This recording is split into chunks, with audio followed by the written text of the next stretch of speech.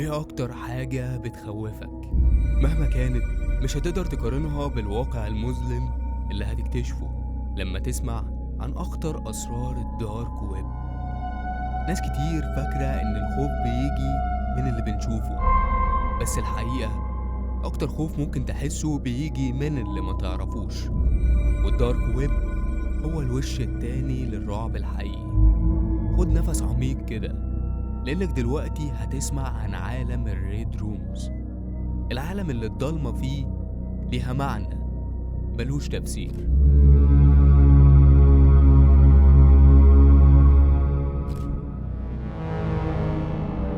الدارك ويب عالم صعب قوي، محدش يقدر يتخيله.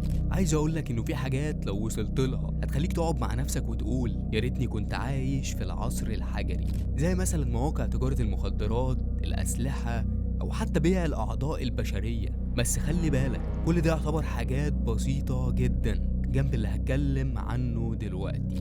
الريد رومز ممكن تكون سمعت عنها قبل كده. لو أول مرة تسمع الكلمة دي فخليني أقولك إنك في طريق مش بس لعالم كل رعب، لكنه عالم مميت. الفكرة قايمة على خطف وتعذيب البشر، لا وكمان قدام الكاميرا. مش شرط يكونوا كبار ومش شرط يكونوا من جنس معين، وأحيانا الأطفال هم اللي بيكونوا الهدف الأول.